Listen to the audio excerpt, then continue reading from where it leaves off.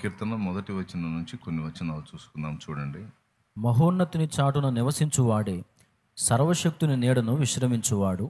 ఆయనే నాకు ఆశ్రయము, నా కోట, నేను నమ్ముకొను నా దేవుడని నేను యెహోవాను గూర్చి చెప్పుచున్నాను.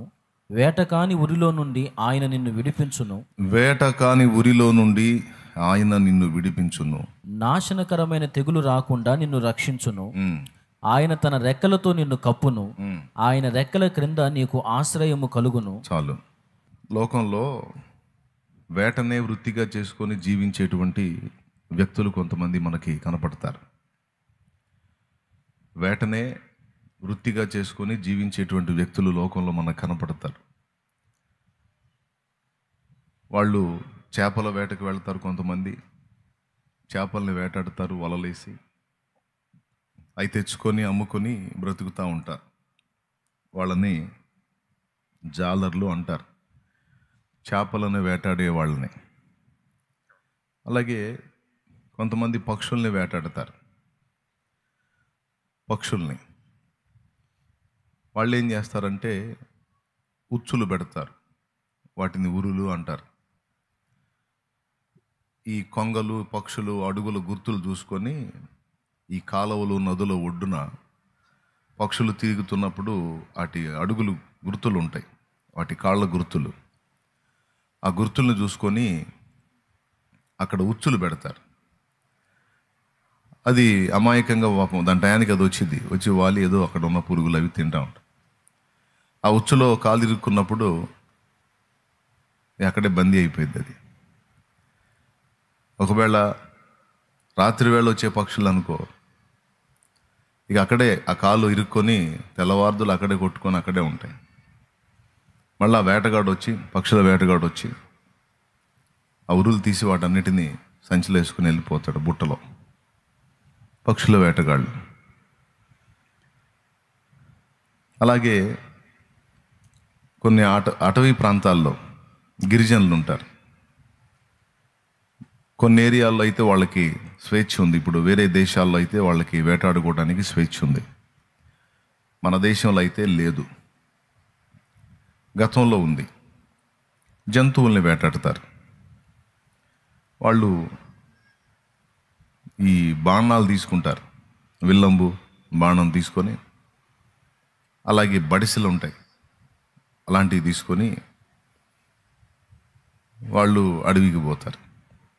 అక్కడ ఉన్న లేళ్ళు, దుప్పులు, వాళ్ళు తినదగ్గ జంతువులు ఏవైతే ఉంటాయో అవి ఎక్కడెక్కడ తిరుగుతాయో వాటి గుర్తులను బట్టి వెళ్ళి వాటిని వేటాడుకుంటారు. ఇట్లాగా భూమి మీద 3 రకాల వేట. ఒకటి చేపల వేట, పక్షుల వేట, జంతువుల వేట. ఈ వేటతో జీవనాన్ని సాగించే వాళ్ళని వేటగాళ్ళు అంటారు. అయితే పక్షులు, చేపలు, జంతువుల్ని వేటాడే వాళ్ళని చూసాం, కానీ మనుషుల్ని వేటాడే వాళ్ళని మనం చూడలా. మనుషుల్ని వేటాడే వాళ్ళని మనం చూడలా. కానీ బైబిల్ గ్రంథంలో ఇద్దరిని గురించి దేవుని వాక్యం వేటగాళ్ళుగా ప్రస్తావించింది. వాటిలో మొట్టమొదటిది ఆదికాండం 10వ అధ్యాయంలో. ఆదికాండం 10వ అధ్యాయంలో మీకు దాదాపు అవగాహన ఉండొచ్చు. నిమ్రోదుని గురించి ఆ మాట రాస్తుంది. ఆదికాండం 10వ అధ్యాయము 8వ వచనం నుంచి చూడండి. కూషు నిమ్రోదును కనెను. అతడు భూమి మీద పరాక్రమశాలి అయినటకు ఆరంభించెను. అతడు యెహోవా ఎదుట పరాక్రమము గల వేటగాడు. కాబట్టి యెహోవా ఎదుట పరాక్రమం గల వేటగాడైన నిమ్రోదు వలె అను లోకోక్తి కలదు. చూడండి, ఈ మాట 2 సార్లు రాశాడు. అతడు యెహోవా ఎదుట పరాక్రమము గల వేటగాడు, కాబట్టి యెహోవా ఎదుట పరాక్రమము గల వేటగాడైన నిమ్రోదు వలె అనే లోకోక్తి కలదు అన్నాడు. ఇతని గురించి వేటగాడు అనే ప్రస్తావన వచ్చింది. అయితే ఇక్కడ ఈ వేటగాళ్ళని, ఇప్పుడు చేపల వేట చేసేవాళ్ళని, పక్షుల వేట చేసేవాళ్ళని, జంతువుల వేట చేసేవాళ్ళని మనం చూస్తాం. అడవికి పోయినప్పుడు సాధు జంతువుల్ని వేటాడటానికి ప్రయత్నించే వేటగాళ్ళకి క్రూర జంతువులు కూడా ఎదురుపడతాయి. క్రూర జంతువులు వాటిని వేటాడతారు వాళ్ళు. ఎందుకు? లేకపోతే ఈడు చేస్తాడు. ఏ సింహమో, ఏ పెద్ద పులో ఏదో ఎదురుపడింది అనుకో, ఏ ఎలుగుబంటో ఎదురుపడింది అనుకో, ముందు వీడి ప్రాణాన్ని కాపాడుకోవటానికి వేటాడతాడు. అలా వేటాడే వాళ్ళని గురించి కూడా మనం వినున్నాం.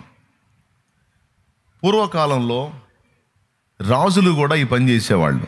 రాజులు ఎట్లా అంటే, గ్రామాల్లోకి పెద్ద పులి వచ్చింది, అక్కడ ఉన్న మనుషుల్ని తీసుకొని పోతుంది అని రాజుకు సమాచారం అందితే, రాజు పరాక్రమశాలి. రాజు బాధ్యత ఏంటంటే తనే వెళ్ళి పరివారాన్ని తీసుకొని ఆ జంతువును వేటాడి ప్రజల్ని కాపాడాలి. ప్రజలంతా వచ్చి మహారాజా మహారాజా ఇట్లా పెద్ద పులి మా ఊరి మీద పడి మనుషుల్ని తీసుకొని పోతుందయ్యా అని వాళ్ళు అడిగితే, మీరేం భయపడకండి అని రాజు అభయం ఇచ్చి రాజు వెళ్ళి వేటాడతాడనమాట. అట్లాగా అలా వేటాడి మనుషుల్ని కాపాడే వాళ్ళని పరాక్రమశాలి అంటారు. అంటే ఎవరు ధైర్యం చేసి వెళ్ళరు దాని ముందుకి. అది నరమాంసానికి అలవాటు పడింది, మనుష్య మాంసాన్ని తినడానికి అలవాటు పడినటువంటి జంతువు అనుకోండి. ఇక మనిషి కనపడితే అది భయపడదు. ఆహా, నాకు ఈ పూటకి ఫుడ్ దొరికింది అనుకుంటుంది. అలాంటి దాన్ని ఎదుర్కొని దానితో పోరాడి చంపటం అంటే పరాక్రమం కావాలి. కాబట్టి రాజులను కూడా పూర్వకాలంలో ఈ వేట విషయంలో వాళ్ళు అవసరం ఉన్నా లేకపోయినా అడవికి వెళ్ళి వేటాడటం అనేది రాజులకి ఒక వాడుకగా ఉండేది. ఎందుకంటే అలవాటు పోకుండా. అప్పట్లో జంతువులు ఎక్కువ, క్రూర జంతువులు ఎక్కువ. అయితే ఇక్కడ అలా అలా పెద్ద పులిని చంపినా, లేకపోతే సింహాన్ని వేటాడి చంపినా, లేకపోతే ఇంకో దాన్ని చంపినా ప్రజలందరూ ఏమనేవాళ్ళు అంటే, అబ్బా మన రాజు పరాక్రమశాలి, మనందరినీ కాపాడేశాడు, నిజంగా ఎంత గొప్పోడు అని మీకు అక్కడ ఆ ఆర్ట్ కూడా చూపిస్తున్నాడు ఎలా జరిగేది ఏందనేది. అప్పటి కాలపు చిత్రాలు అనుకోండి. అతన్ని గొప్ప అనుకునేవాళ్ళు జనం. ఎందుకంటే ఊరి మీద పడి మనుషుల్ని చంపుతున్నటువంటి జంతువుని పరాక్రమంతో ఎదిరించి పోరాడి చంపేశాడు, మన రాజు ఎంత గొప్పోడు అని. సింహాన్ని చంపినందుకో, పెద్ద పులిని చంపినందుకో, ఎలుగుబంటిని చంపినందుకో, తోడేళ్ళని చంపినందుకో గొప్ప. జంతువులు మనుషులకు గొప్ప, ఆ జంతువుల్ని వేటాడిన వ్యక్తి మనుషులకు గొప్ప. కానీ నిమ్రోదుని గురించి, యెహోవా ఎదుట పరాక్రమము గల వేటగాడైన నిమ్రోదు అన్నాడు. యెహోవా ఎదుట పరాక్రమము కలిగిన వేటగాడు నిమ్రోదు అన్నాడు. అంటే ఇప్పుడు నిమ్రోదు జంతువుల్ని వేటాడితే దేవుడికి ఏమన్నా గొప్ప? ఒకసారి ఆలోచించండి. నిమ్రోదు పెద్ద పులినో, సింహాన్నో, తోడేలునో, ఎలుగుబంటినో, మరి ఏ క్రూర జంతువునో వేటాడితే అది దేవుడికి గొప్ప, మనుషులకు గొప్ప? మీరేం చెప్పట్లా. పొద్దున్నేందో వేటతో మొదలు పెట్టాడు అనుకుంటున్నారు. ఇప్పుడు ఈయన వాక్యంతో మమ్మల్ని వేటాడతాడు, ఎంతసేపు వేటాడతాడేమో, ఆటాడతాడో వేటాడతాడో అని అనుకోవద్దు. ఒక విషయం చెప్పాలని ఈ మ్యాటర్ నేను మొదలు పెట్టాను. స్తోత్రం చెప్పండి అందరూ. ఇప్పుడు వేటాడి జంతువుల్ని చంపి ప్రజల్ని కాపాడితే ప్రజలకు గొప్ప. ఒక సింహం మీద ఒకడు పోరాడాడు అనుకో, ప్రజలకు గొప్ప, ఎందుకంటే ఎవరి చేత కాదు కాబట్టి. కానీ దేవుడికి గొప్ప అది.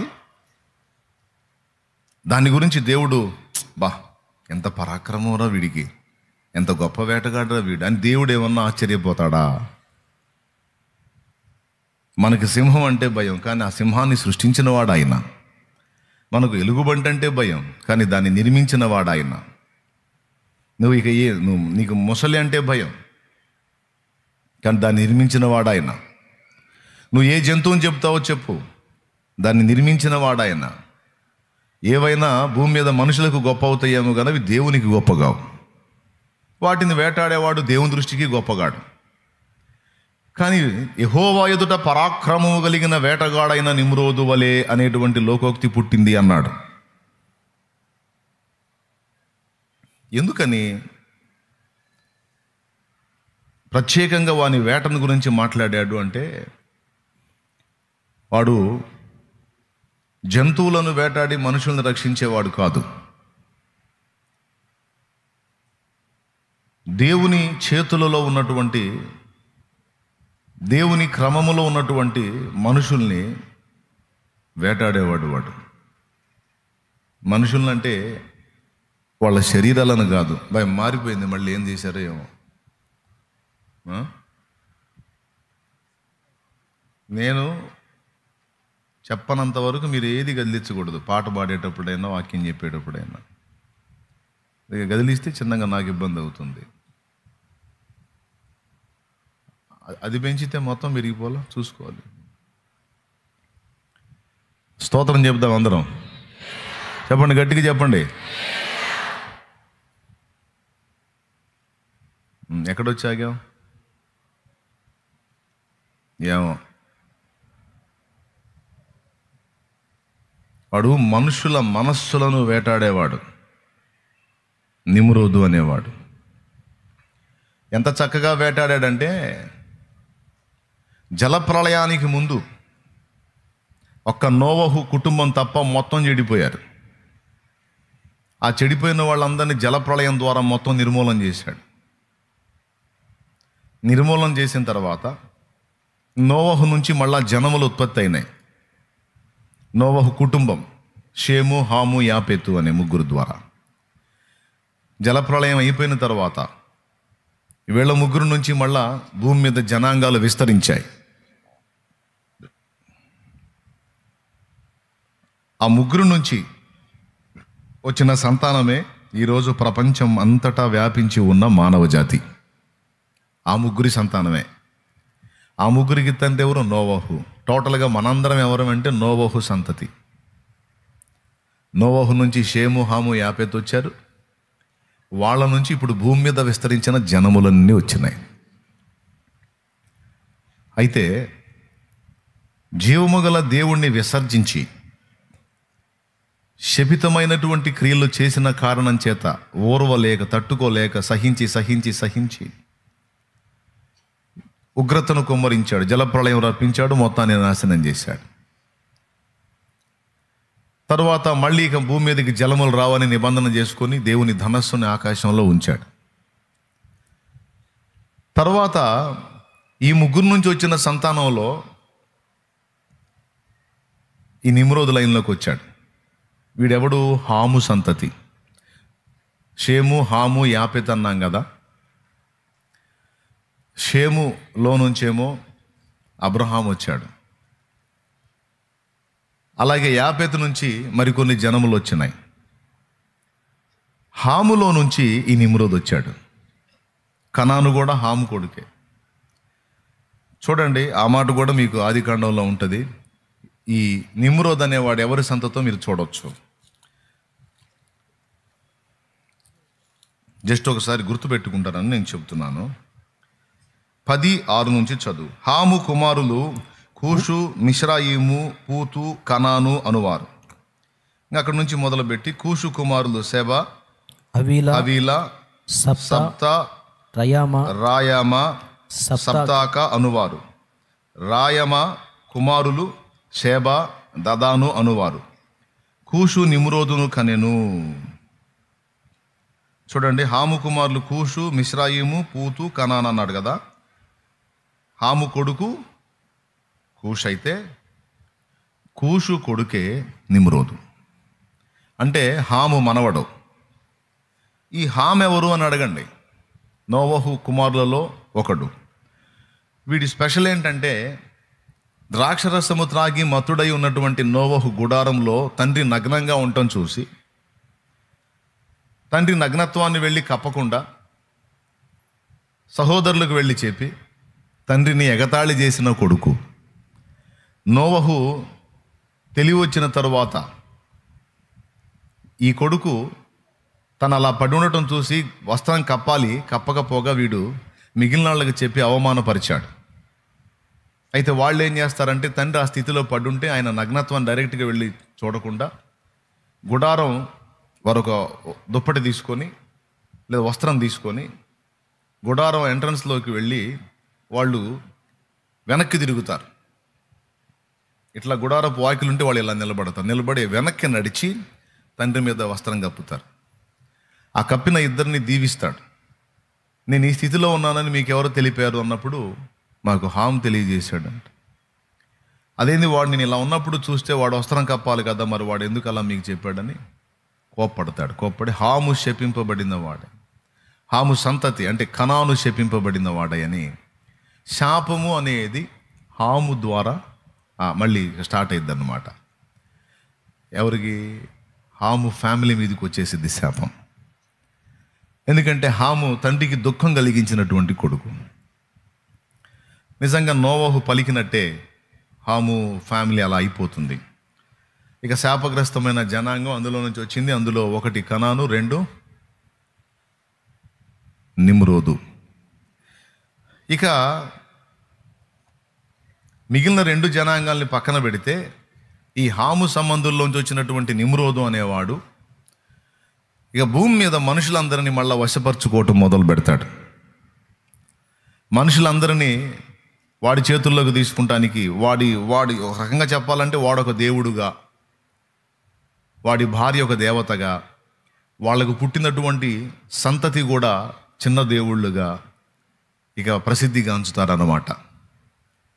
ఎంత బాగా అంటే ఒకప్పుడు జలప్రళయం ద్వారా జనం నశించిపోయిన సంగతి ఎరిగుండి కూడా ప్రజలు మళ్ళా దేవుణ్ణి మరిచిపోయి నిమ్రోదును ఆరాధించే పరిస్థితికి వెళ్ళిపోతారు.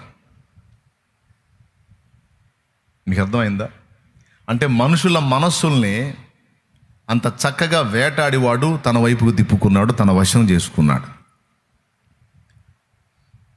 అదంత ఈజీ కాదు కదా, కానీ ఆ పని చేశాడు వాడు.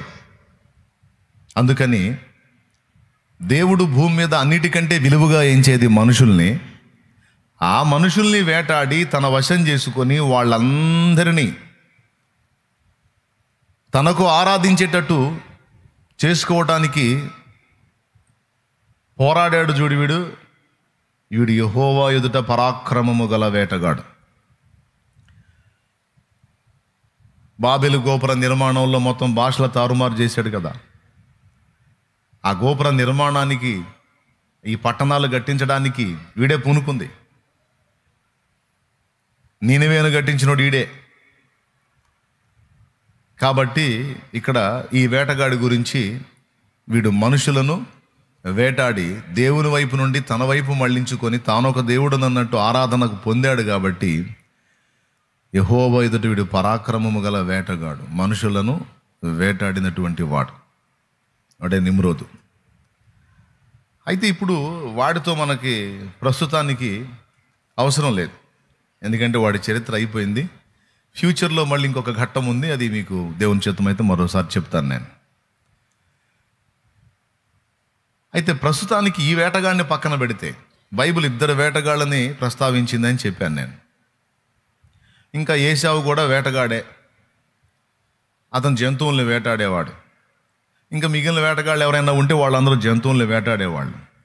ఇద్దరి గురించి స్పష్టంగా మనం గ్రహించవచ్చు. మొట్టమొదటిది నిమ్రోదు, ఆదికాండం 10లో చెప్పబడింది.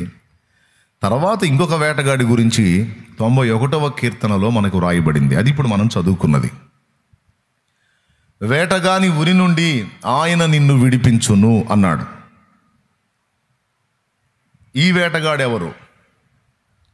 అసలు ఆ వేటగాడికి మనకి సంబంధం ఏంటి? వాడి ఉరిలో మనం చిక్కుకోవటం ఏమిటి? ఈ ఒక్క మాట మీద మనం ధ్యానం ఉంచుదాం, లక్ష్యం ఉంచుదాం. భూమి మీద మానవ జాతి మొత్తాన్ని వేటాడి ఉరులకు చిక్కించుకొని గంతులు వేసేటువంటి వేటగాడు ఒకడు ఉన్నాడు. వాడిని గురించి బైబిల్ సాతాననియు అపవాదనియు పిలిచింది. వాడు మనకి శత్రువు అని బైబిల్ చెప్పింది. పేతురు రాసిన మొదటి పత్రిక 5వ అధ్యాయము 8వ వచనంలో మీ విరోధి అయిన అపవాది. అట్లాగే మరికొన్ని చోట్ల వాని గురించి సాతాను అని రాస్తుంది, మరో చోట అపోలోయోన్ అని రాస్తుంది. ఇట్లా రకరకాలుగా ఇక్కడ వచ్చేటప్పటికి వేటగాడుగా వాడు మనకు కనపడుతున్నాడు. కానీ 91వ కీర్తనలో మహోన్నతుని చాటున నివసించువాడే, సర్వశక్తుని నీడన విశ్రమించువాడు, ఆయన గురించి ఏం రాశాడు? ఇంకా ఆయనే నాకు ఆశ్రయము, నా కోట, నేను నమ్ముకును నా దేవుడని నేను యెహోవాను గూర్చి చెప్పుచున్నాను అని వెంటనే ఇక మిగిలిన విషయాలు ఏమీ చెప్పకుండా 3వ వచనంలోనే వేటకాని ఉరిలో నుండి ఆయన నిన్ను విడిపించును అన్నాడు. అంటే ఇక్కడ మనకు స్పష్టంగా అర్థం కావాల్సింది ఏంటంటే, మనల్ని వేటాడే వేటగాడు ఒకడు ఉన్నాడు అనేది మనకు అర్థం కావాలి. రెండవది ఏమర్థం కావాలంటే, వాడు వేటాడే పద్ధతిలో వాడు ఏమి ఉపయోగిస్తాడంటే ఉరులు, పక్షులను వేటాడటానికి ఉపయోగించేటువంటి ఉచ్చులు లేక ఉరులు. అలాగ మనల్ని చిక్కించుకోవటానికి వాడు ఉరులు పెడతాడనే మాట ఇక్కడే కాదు, హబక్కూకు గ్రంథంలో కూడా రాసుంది. అది కూడా మీరు చూడొచ్చు ప్రవక్తల గ్రంథాల్లో. హబక్కూకు గ్రంథం ఒకసారి మీరు తీసుకుంటే మనం చూడొచ్చు. హబక్కూకు గ్రంథము 1వ అధ్యాయము 14వ వచనం నుంచి చూడు. ఏలికలేని చేపలతోనూ ప్రాకు పురుగులతోనూ నీవు నరులను సమానులుగా చేసితివి. వాడు గాలము వేసి మానవులనందరినీ గుచ్చి లాగి ఉన్నాడు. వాడు ఎవడో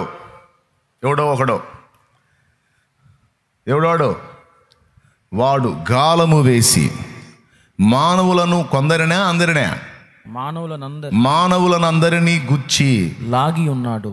అంతటితో ఆగల, ఉరులు ఒగ్గి ఉరులు ఒగ్గి చిక్కించుకొనుచున్నాడు. వాడు తన వలతో వారిని కూర్చుకొని సంతోషపడి గంతులు వేయుచున్నాడు. 3 వస్తువులు ఇక్కడ మాట్లాడాడు. 1 గాలము, 2 ఉరి, 3 వల. గాలం వేస్తే ఒకటే చేప, అది చిన్నది కానీ పెద్దది కానీ ఒకటే. గాలానికి 4-5 పడతాయి ఆ చేపలు. మీకు తెలిసిన అనుభవం చెప్పండి. ఒకటే. ఉరులు అనుకో, ఉచ్చులు మీలో కొంతమందికి తెలిసి ఎట్లా పెడతారో, కనీసం 5-6 పక్షులు పడే అవకాశం ఉంది. అంటే 1 కంటే ఎక్కువ చిక్కే అవకాశం ఉంది ఉరుల ద్వారా. కానీ వలనుకో విస్తారంగా పడతాయి. అంటే 1 కంటే ఎక్కువ, ఇంకా విస్తారంగా, ఈ 3 రకాల వస్తువుల్ని వాడాడు.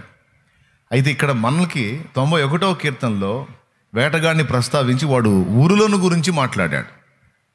గాలాన్ని గురించి కానీ లేకపోతే వలను గురించి కానీ మాట్లాడలేదు, ఉరిని గురించి మాట్లాడాడు. దీని గురించి ఈ ఒక్క మాట మీద మనం కొంచెం ఆలోచన చేస్తే, మీకు ఇందాక చెప్పాను, మనకు ఒక వేటగాడు ఒకడు ఉన్నాడు, మనల్ని గమనించేవాడు, మన కదలికల్ని పసిగట్టేవాడు, మన ఆలోచన, వ్యవహారము, మన పని, మన సమస్త క్రియలను అబ్జర్వ్ చేసేవాడు ఒకడు ఉన్నాడు అనే సత్యం మనం అందరం ఎరిగి ఉండాలి. రెండవది, వాడు మనల్నే వేటాడటానికి మనల్ని ఫాలో అవుతున్నాడు అనేది కూడా మనం ఎరిగి ఉండాలి. 2, 1 వాడు మనల్ని పరిశీలిస్తున్నాడు, 2 మనల్ని వేటాడటానికి వాడు మనల్ని ఫాలో అవుతున్నాడు, వెంటాడుతున్నాడు. 3వది, వాడు మనల్ని చిక్కించుకోవడానికి ఉరి ఒడ్డుతున్నాడు అనేది కూడా మనం గ్రహించాలి. వాడు ఒకప్పుడు మనందరినీ అలా చిక్కించుకొని ఉరిలో బంధించి పెట్టేవాడు. ప్రకటన గ్రంథం 12:9లో సర్వలోకమును మోసపుచ్చువాడు.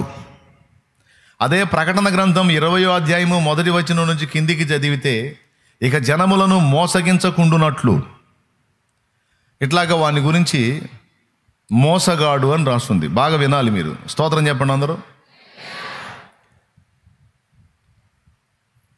సర్వలోకమును మోసపుచ్చుచు అపవాది అనియు సాతాననియు పేరు కలిగిన ఆది సర్పమైన మహాఘట సర్పము పడద్రోయబడి ఉన్నది. ఓకే, ప్రకటన 12:9. సర్వలోకమును మోసపుచ్చాడని చెప్తున్నాడు ఇక్కడ. ఇందాక మనం హబక్కూకు గ్రంథము 1వ అధ్యాయంలో మనం చూసిన వచనంలో మనుషులందరినీ వాడు చిక్కించుకున్నాడు అన్నాడు. ఇప్పుడు ఇక్కడ కూర్చున్న మీరు, నేను, మనందరం ఒకప్పుడు వాడి చేతిలో చిక్కిన వాళ్ళమే. ఎంతమంది ఒప్పుకుంటారు? అవును, ఖచ్చితంగా. ఒకప్పుడు మనందరం వాడి చేతిలో చిక్కుబడ్డాం, బంధించబడ్డాం, విలవిలలాడిపోయాం. దారి తెన్ను అర్థం కాక, రక్షణ మార్గం తెలియక, విడుదల దొరకక, విమోచించే మార్గం తెలియక, మన సృష్టికర్తని ఎరుగక, కన్న తండ్రిని ఎరుగక మనం చాలా వేదన పడ్డాం. అయితే ఒకానొక సమయం వచ్చింది, జీవము గల దేవుడు తానే మనల్ని దర్శించాడు. మీరు ఒక మాట చెప్పండి, వాడి ఉచ్చులో చిక్కుకున్న పక్షి తప్పించుకునే ఛాన్స్ ఉందా? ఉరిలో కాలు పడ్డ తర్వాత దాని నుంచి తప్పించుకునే ఛాన్స్ పక్షికి ఉందా? దాదాపు లేదు. ఉరిలో కాలు పడకపోతే అది వేరే సంగతి. ఉరిలో కాలు చిక్కిందంటే మాత్రం ఫ్రై అయిపోయినట్టే.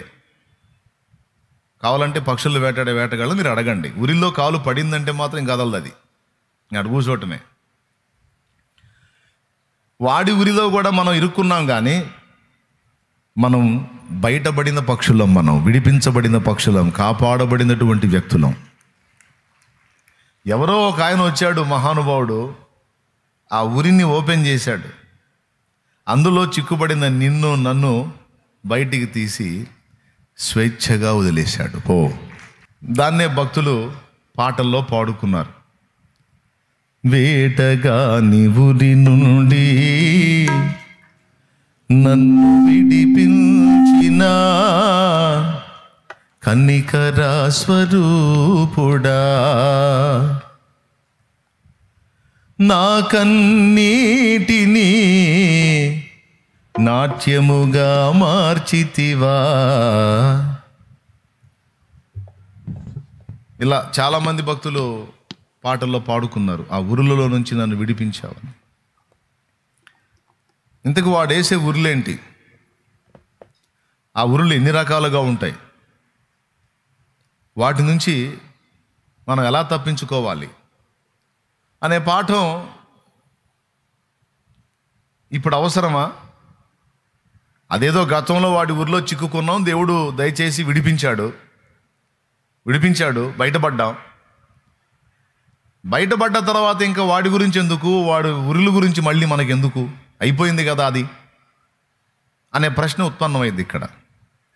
దానికి సమాధానం ఏంటంటే, అయిపోలా, వాడు వేట మానుకోలా.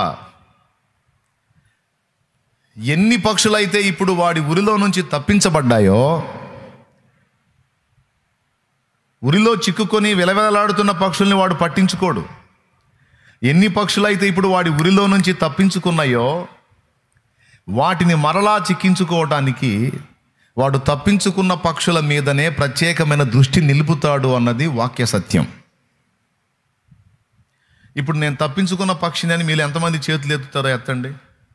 ఒకప్పుడు వాడి చేతిలో ఉన్నాను, వాడి ఉరిలో ఉన్నాను, యేసుక్రీస్తు జోక్యం చేసుకోవటం వల్ల నేను తప్పించుకున్నాను అన్నోళ్ళు చేతులు ఎత్తండి. రైట్, మీకు అందరికీ స్పష్టంగా అర్థమవుతుంది, మీరు బాగానే వింటున్నారని నేను అనుకుంటున్నాను. నిజమే, అది తప్పించబడ్డారు, విడిపించబడ్డారు, కాపాడబడ్డారు, అయిపోయింది. అయితే మీరు పరమునకు ఎత్తబడ్డారా, భూమి మీదే ఉన్నారా? దేవుని రాజ్యంలోనికి అంటే పరలోక రాజ్యంలోనికి చేరారా? అక్కడికి షిఫ్ట్ అయ్యారా? భూలోక రాజ్యంలోనే ఉన్నారు, మనుషుల పరిపాలన కిందే ఉన్నారు, మీరైనా నేనైనా. ఇంకా ఎత్తబడలా. ఎత్తబడ్డోడికి గొడవ లేదు, పైకి వెళ్ళిపోయినోడికి గొడవ లేదు. కానీ ఇంకా భూమి మీద ఉన్నాం చూడు, మనకు ఉంది తలకాయ నొప్పి ఇంకా. ఎందుకంటే వాటి ఉరిలో చిక్కుకున్నటువంటి వ్యక్తులను గురించి వాడు ప్రజెంట్ చిక్కుకొని ఉన్న వ్యక్తుల గురించి వాడు ఆలోచించడు, ఎందుకంటే వాళ్ళ చేతిలో ఉన్నారు. ఇప్పుడు వాడి బాధ అంతా ఏంటంటే తప్పించుకున్న మన గురించి. వాడి చేతుల్లోంచి తప్పించుకున్నాం కాబట్టి మన మీద ప్రత్యేకంగా దృష్టి నిలిపి అవసరమైతే వాడి ఉచ్చులన్నీ అక్కడ పడేసి తప్పించుకుని పోయే పక్షి వెంట పడ్డట్టు మన వెంట వాడు నిరంతరం పడతానే ఉంటాడు. ఇది స్పష్టంగా మనందరం గ్రహించాలి. ఇది ఒకరోజు వ్యవహారం కాదు. భూమి మీద మనం ఉన్నంత వరకు, ఇక్కడ నుంచి తీయబడితే చింత లేదు, తీయబడక మునుపు భూమి మీద మనం ఉన్నంత వరకు ఈ కుట్ర కొనసాగుతూనే ఉంటుంది.